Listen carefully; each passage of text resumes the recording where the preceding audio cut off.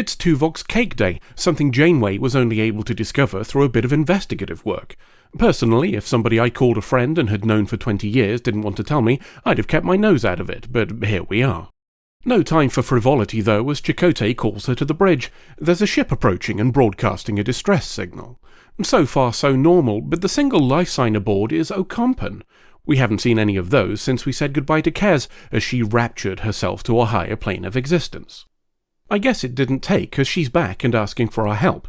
She's also in the cockpit of Captain Braxton's timeship, but this is the third time we've seen it now, by my count, so we probably shouldn't draw any conclusions from that.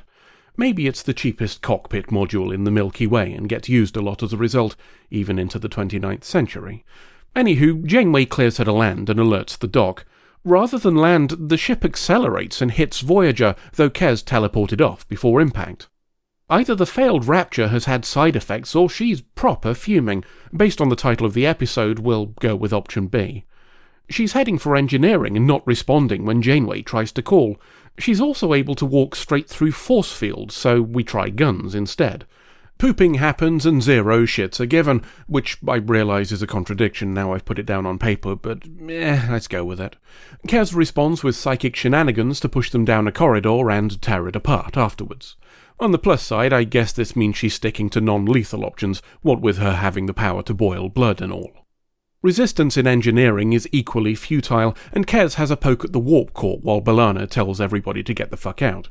The warp core has a bit of a wobbly, so Janeway tells B'Elanna to shut it down. Kez doesn't like this and shoots some Emperor Palpatine at her before disappearing. Kez vanishes in a flash of light and everything returns to normal. Except B'Elanna, who's done a dead. So much for non-lethal. Kez reappears in a somewhat calmer engineering bay, which is to say that it doesn't have any corpses in it, before morphing into the version of Kez we recognise. A not dead anymore B'Elanna asks her if she's lost, and she says she's just exploring the ship, as suggested by Janeway. We're back to the start of the first season from the sounds of it, an assumption confirmed by the computer telling her that Voyager's been in the Delta Quadrant for less than 2 months. Brace yourselves, folks, we're in time fuckery territory. A trip to sickbay to grab a spray brings her into contact with the doctor, who she fobs off and leaves. The spray is for past Kez, who has a little nap after being given some sleepy time juice, while future Kez nicks her comm badge. It's subterfuge time, and she grabs some coffee from the mess hall, apparently pleased to see Neelix, despite her attempts not to be. The coffee is for Janeway, she says, though the real reason is to give her an excuse to be in Janeway's ready room. Janeway's reading up on the Plague Lads, the file photo apparently being of a guy they'll meet later on in Season 1, where unnamed guy called Durst loses his face. What a coincidence. Voyager's detected a couple of their ships in the distance, so is taking precautions. One of those precautions calls Janeway to the bridge, as Kez accidentally on purpose spills some coffee. She's left to clean it up with a computer that Janeway neglected to lock. Rookie mistake. While she fiddles, we get a scene with Ensign Mum, though I guess she's still ensign pregnant at this point. Regardless, she thinks she can science a way of disabling the Plague Lads due to their weakened immune system without hurting us in the process. As she's explaining the idea, Tuvok watches Kez leave Janeway's ready room. Their eyes meet, and she pauses for a moment before continuing, leaving a pensive-looking Tuvok. Kez isn't the only one around here who has psychic shenanigans going on. We're in a meeting to plan for the inevitable Plague Lad ambush. There's a place coming up that'd make a great spot to get the jump on us, and rather than change course, Janeway instead thinks we can nip through it if we only pop out of warp speed to make pre-planned course adjustments. With a bit of luck, that won't give an enemy time to engage. It feels like going round would be the smarter option, but nobody suggests it. B'Elanna thinks we need a better look at the place before we plan a course, and Kim suggests sending a shuttle. Tuvok thinks the Delta Flyer would be the best choice due to having improved sensors, a proposal that's met with some confusion. Hardly surprising really, as the Delta Flyer won't exist until about 4 years into the future. He brushes it off as an error on his part, and the meeting ends. Shuttle mistakes are easy to wave away, but chatting to someone who shouldn't exist yet is a bit harder to ignore. Naomi Wildman might be precocious, but having a conversation with Tuvok before she's even born is just taking the piss. He follows her to a cargo bay and finds Gin and Tonic recharging along with 7 of 9. They shouldn't be here either, though the other occupant of the cargo bay, Lieutenant Brokennose, doesn't seem to see them. He asks Tuvok if he's okay, during which time the alcoves and former Borg disappear. While Tuvok's tripping balls, Kez is entering her past self's quarters. Neelix has left a message saying he misses her and there's a new food program in the replicator for her. Faced with the prospect of Neelix's cooking, Kez does the sensible thing and trashes the table. Then she calls the Plague-Lads ships on a secret phone line to let them know their trap won't work. I'm all for avoiding Neelix's food, but turning yourself into an organ donor is a bit much, even for Leola Root. It's okay though, as she doesn't plan on dying herself. In return for selling out the Voyager crew as spare parts, she wants safe passage back to Ocampa for herself and someone else.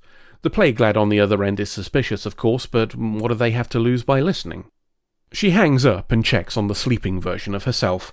More psychic shenanigans give her access to the guts of Voyager's database, so she can get busy with some serious betraying.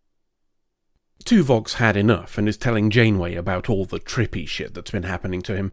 He's not known for his flights of fancy, so Janeway has the computer keep a constant scan centered on him in case of any more shenanigans. In the meantime, we're about to fly through that wibbly area of space where we expect an ambush. Or, more accurately, Voyager is going to do the flying while we sit around and wait for 3 hours. Or even more accurately, most people will sit around and wait. Janeway goes to check on the idea that Ensign Mum had, while Tuvok has another shenanigan, this time a future memory of future Kez ramming future Voyager, and asks to leave the bridge. Some voices and weird shit lead him to engineering, which is a hell of an overshoot if he was aiming for sickbay or his quarters. He witnesses future Kez stick some lightning through future B'Elanna and the subsequent doing a dead, before having a bit of a nap himself while B'Elanna calls sickbay. Treatment doesn't go to plan when Kez fucks about with the flashy thing on his head while the doc's back is turned, keeping him out of play for a while.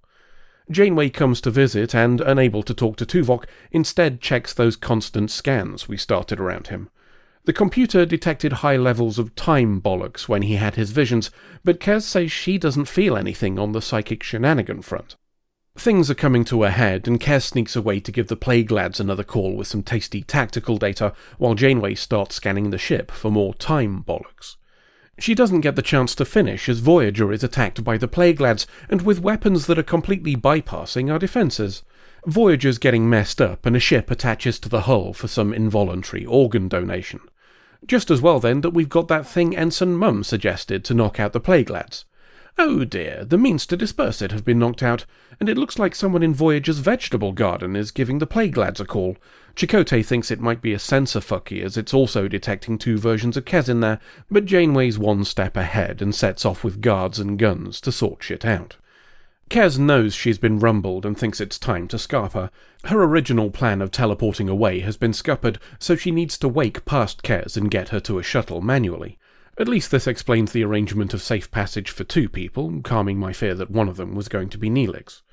She's stopped by a solitary Janeway as she tries to leave, the security team either having engaged the Plague-Lads or been used as a meat shield, depending on your point of view. But Janeway's brought a gun to a psychic shenanigan fight and ends up on her arse as a result. Kez and Kez reach the door, then turn back around after seeing a whole lot of poop going on outside. That's given Janeway the chance to grab her gun again, which I think is pretty fucking optimistic given how that just worked out for her. It goes much the same as before and Janeway ends up on her arse again, but so does Kez as, up on the bridge, we're doing a science to the hull to shake us free of the Plague-Lads. It works, and we fart fireworks at them while we're at it. The Plague-Lads bugger off while Kez and Janeway finish their argument. Some pooping and shenanigans are swapped until Janeway gets bored and sets the gun to kill. Kez doesn't listen to her warning and gets deaded as a result. Come to think of it, that would retroactively make Tuvix the second person from Voyager that Janeway has personally killed, which, in a way, makes her 200% more deadly to her own crew than the Borg Collective. Tuvok is running through his future memories with Janeway to try and figure out what's going to have happened in a few years before what's happening now. God, I fucking hate time travel. Past Kez wakes and we pop down to sickbay for a chat, after turning off the dock. The fewer people involved with time bollocks, the better. Janeway asks for her help and starts to explain what's happened both now and in a few years' time. Back to the present, and it's Tuvok's cake day once again. Janeway's called to the bridge as before and told that a ship is approaching with 1 Ocampan occupant. It's been some 5.5 years, but she remembers, and so does Tuvok. Things play out a little differently this time. We put up the shields for one thing, meaning Voyager doesn't gain a new hull. Janeway also orders engineering to be evacuated so there's nobody for Kes to harm when she teleports over. She's still doing a number on Voyager's corridors, which I think is a bit uncalled for, but at least there's nobody to fight now. She arrives in engineering to find the warp core powering down. She also finds a holographic recording of herself. Hologram Kes asks her to remember who she was and maybe not kill everyone if that's not too much trouble, before disappearing. Janeway and Tuvok arrive to chat, and Janeway reminds her about the time travel business. She also gets the year wrong, but I think that's fair enough considering the day she's having. Kes remembers and apologizes for all the vandalism and whatnot, explaining that she's had a bad couple of years and just wants to go home now. All that business with the past was because she was worried her people wouldn't accept her as she is, so wanted to change history instead. She's changed her mind now, though, and is willing to give it a go. That's assuming the energy stockpile that the caretaker gave them hasn't run out by now and they're all dead, but it's probably not the right time to have that conversation. We say goodbye and Neelix hands her some snacks for the flight. I'm a bit disappointed the Doc wasn't there to say goodbye too, though maybe that's because he'd have confiscated the food as a health hazard. She teleports over to her ship, and we leave Janeway and Tuvok to make up some shit for their reports, as Kes flies away. Okay, let's do the easy bits first, shall we? There are some anachronisms present in the episode, which is to be expected when it's filmed 6 years after its setting. The largest and most easy to forgive is the warp core. The prop in Season 1 had multicoloured lights and, for reasons never explained in-universe, switched over to just blue in Season 2. Before you rush to the comments section, that's with the exception of episodes shot at the end of Season 1 and held back to become part of Season 2. I say that's easy to forgive as this was a physical change for a critical prop, meaning there are cost and time considerations involved. Tangentially, I did a little reading on why the original prop was changed. One account I found says there was disagreement on the mix of colours, so Rick Berman just made it blue instead. There were also disagreements on the speed of the animation, explaining why it continued to vary depending on who made the episode.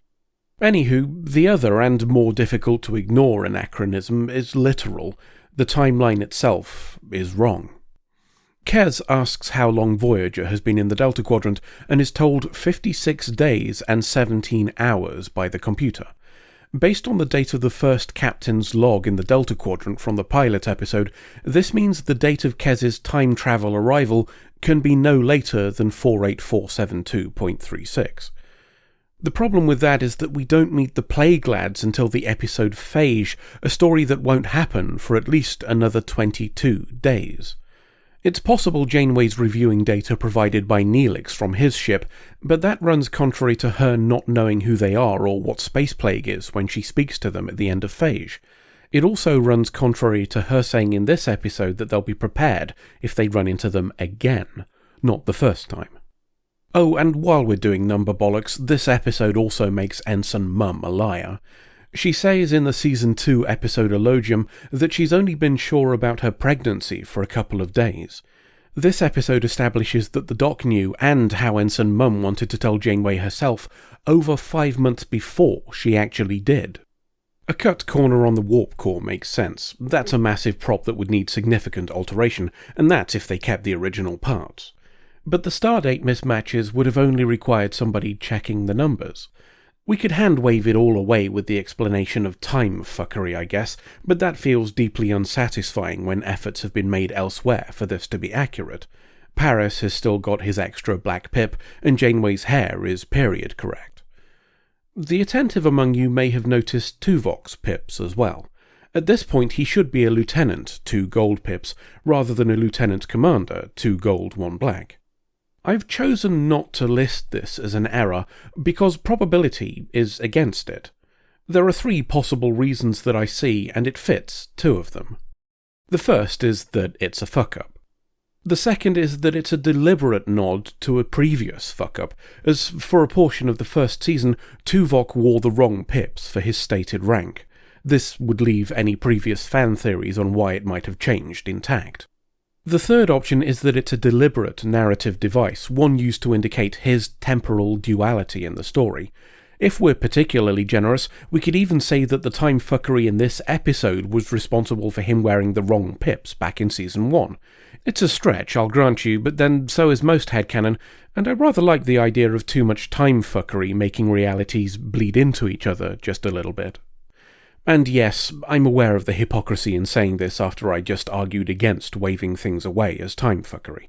The difference is that this one supports existing shows rather than fighting against them. This has a purpose. The stardates were just careless. As we seem to have segued into the good, let's talk about Chakotay's line when he's referring to the Plague Lads. When asked by Janeway if he sympathised with them, he replies, "Makes you wonder what we'd do under the same circumstances." Long-time viewers will know that's an argument we've made many times during the course of the show on a variety of topics, so it's gratifying to hear it from him. Starfleet's unassailable morality stems from the strength of their position. Chakotay, on the other hand, has seen things from a very different perspective, and perhaps glimpsed the base nature of humanity as a result. There, but for the grace of replicators and a significant fleet of starships, go I. Now, to the awkward stuff. I've tried previously to avoid the topic of Jennifer Lien's departure from the show, as I don't think that's constructive or fair on those involved, but I'm gonna have to break that here. The rumours, never confirmed by her I should clarify, are that Lien had issues with her mental health and was removed from the show as a result. The reason we're broaching it now is because it potentially bears relevance to this episode. Kez, welcomed into a group for 3 years, told she's part of a family, departs while something strange and scary and uncontrollable is happening to her. Some of those around her try to offer help, but that doesn't work for a variety of reasons. Her life changes dramatically as a result. I wonder how much of that seemingly parallel track is intentional. I know I'm often guilty of overthinking things, so it would be naive of me to assume that I'm right, but it does all fit rather too comfortably. And what then might that imply about this episode? Kez, over time, coming to feel as though those who were her family before could have done more to help while she was vulnerable and afraid. In the words of Kez, "I wasn't ready for what I found. I couldn't control it. It scared me." How much of this is fiction? Are the writers tapping into a sense of guilt, a feeling of failure on the part of those involved? And if so, is making Kez agree that the fault was hers an attempt to absolve themselves of that? Again, it's probably just me. If there's one thing I've learned about overthinking, it's that the process can regularly create conclusions that don't exist. I've commented before that the only person who can truly add anything worthwhile to the discussion is Lien herself, something that's unlikely to happen based on her understandable unwillingness to reopen wounds. But the sour taste left by her departure at the start of Season 4 is, if anything, slightly worsened as a result of this story. And that bothers me. End of episode.